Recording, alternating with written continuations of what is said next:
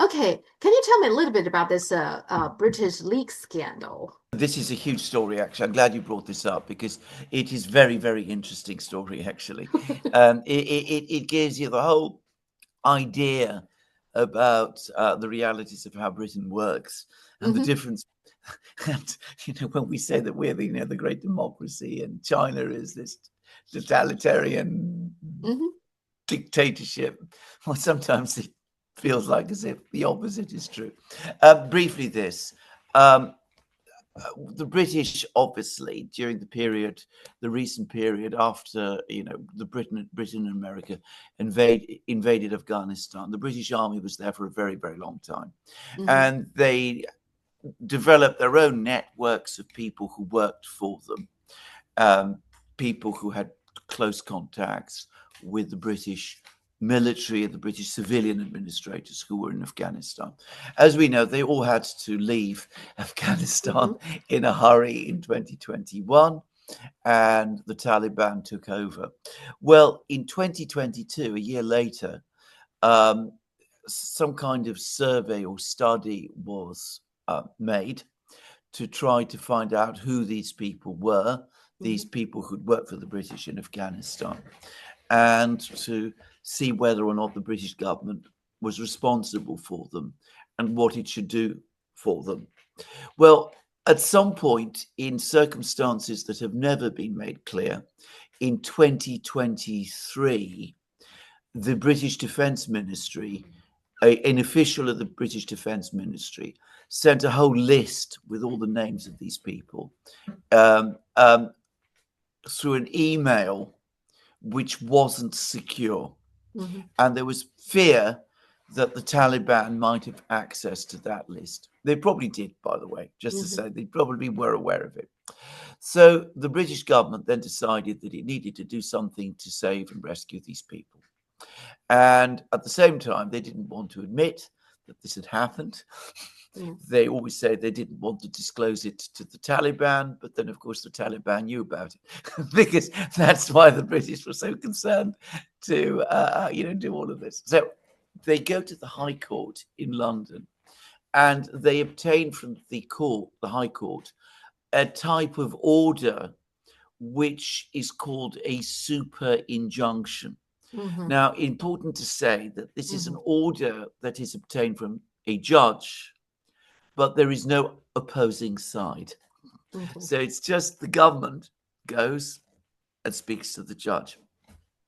So the order says that all discussion and publication of this leak and what has happened is completely prohibited. All information relating to this leak is completely secret. The order itself is secret. You're not allowed to mention the fact that there's been an order obtained from the court, which is secret. Hmm. So they then use this to do various things, and we're not yet clear exactly what they did, but apparently some of these people were brought to Britain, others of these people were given money, all sorts of things were done. It's very confusing and chaotic exactly what was done. But at some point last year in the autumn, the judge, not the judge who made the original order, but another judge who took over the case, who had much more doubts about the propriety of the whole thing. Anyway, he was informed that it could be that £7 billion, that's about $10 billion, had been spent on trying to fix this problem. And he said, $10 billion. Parliament hasn't been informed. The media hasn't been informed. There's a massive budgetary crisis in Britain. We're trying to cut £5 billion off the welfare bill, and people are very upset and angry about that. Uh, Parliament has never authorised the spending of this money. The time has come. I just cannot continue to make Hmm. this order. So he eventually cancelled the order, and then it all came out. So the media suddenly discovers that there's this huge scandal that these people, some of them have been brought into Britain bypassing all the immigration laws. All this money has been spent. All of this has happened. And so, as I said, it's now out in the open. So what the British government did is it concealed the fact that they made a massive blunder. It concealed the fact that it got an order from the court to conceal this massive blunder. It spent a huge amount of money off the books without getting authorization from Parliament. I mean, it's transgressed virtually every single principle of the way in which the British state is supposed to function. And of course, the British people in our great democracy are told absolutely nothing about this. And of course, it's deepened the budgetary crisis. It's increased immigration into Britain because some of these people have been brought here, bypassing, as I said, the immigration rules without any explanation, without any disclosure at all. And people are very upset and very angry.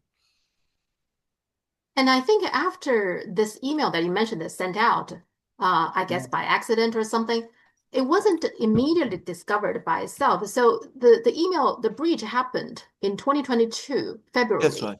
That's right. And then it was discovered in August 2023, which Yes. is 1.5 years later. Yes. And it was discovered because someone in Afghanistan got the data, posted part of it on Facebook. Yes. To blackmail the British to get him out of Afghanistan, that's right. I guess. It's exactly. You're absolutely right about that. That's exactly true. So, as I said, I mean, the premise that you want to keep this information from the Taliban is wrong, because it was already being circulated in Afghanistan itself. Yeah.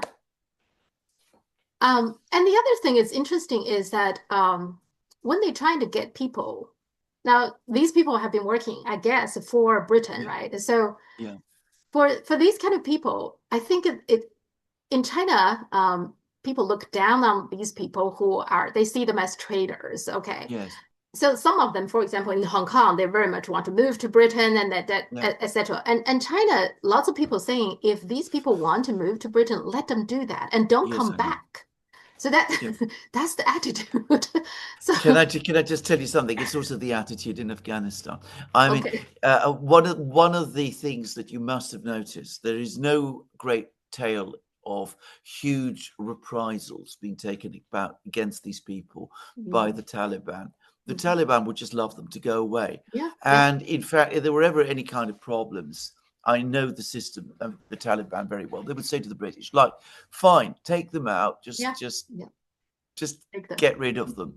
We don't want them here in our country. That's all. Yeah. That's what Taliban said. They haven't, retaliated with anybody, and I actually trust them on this one. I think. No, I absolutely trust. Yeah. So I mean, if it were otherwise, we would know about it. Yeah. I think it's better just for the Taliban, and that's the attitude in China as well. When you see these people just go, But in terms of Hong Kong, there were some horror stories that some people left Hong Kong when they seem fully unaware. First of all, when you get to Britain, how do you provide for yourself? The British government is not going to just give you money. You still have to provide for yourself. And so there are people actually try to move back to Hong Kong. Some of them could, but some of them have troubles with that. Now, Britain has different passports, right? They have passport for overseas citizens, the different kinds of passport in Britain. Yes, which essentially are the second-class citizen, isn't it? Yes, it is. I mean, it's all the product. It's all the legacy of the British Empire. I mean, there are various levels of passports. There were various concepts. During the British Empire, you could be a British citizen and you could be what was called a British subject. So a British citizen is somebody who had full citizenship rights. A British subject was somebody who had some protections and was, somebody who lived within the empire, but they did not have citizenship rights. People like Mahatma Gandhi, for example. Well, that create problem because for this second-class citizen passport or permission or what have you, they cannot really legally work. They certainly cannot get any benefit from the British government. So some of them really struggle. Uh, Absolutely. yeah. My mother, who was born of a British, her father, my grandfather, had British citizenship, um, though he was actually an ethnic Greek. Hmm. But because she was born in Corfu, she was for much of her life a British subject rather than a British citizen. Just to say. Okay. Yeah, it's kind of interesting. And you're quite right. I mean, you were limited in what you can do. I can remember back in the early 70s when there was a large movement of people, Asians, who had Hmm. been relocated by the British Empire in East Africa. And many of them Hmm. decided that they didn't want to stay in East Africa when the East African states became independent and wanted to come to Britain. They did not have full citizenship rights, and they had many, many problems getting rights to work and do things in Britain. You're absolutely right. I mean, but that's the nature of Hmm. colonial empires. Hmm. They have hierarchies of actual. Oh, let's use the word the hierarchies of races Hmm. within the empire. So white English people and white Scottish people born in England and Scotland, they are the at the top end of the tree, and others are far far lower down. I mean, for some Hong Kong residents, the problem is that once they got a citizenship, whether it's a full citizenship or partial citizen, the Hong Kong government doesn't care. You have another country's citizenship, you no longer are Hong Kong residents. And Absolutely. so that's become the problem for some of them to try to get back to Hong Kong. Yes. So, Yeah, I mean, I suspect many of them coming to London, coming to hmm. England, would Hmm. be rather astonished by the Yeah. England that they found. They probably Yeah. imagine a far different and much more rich and Hmm. affluent and Hmm. law-abiding country than the one that they would actually find. Yeah, that's many times that you hear people ask those questions. So, well, if China develops so well, why there are so many Chinese still want to move to the United States, you move to Yeah. the West? Because they don't know. They're not well informed. No. No. Exactly. Yeah.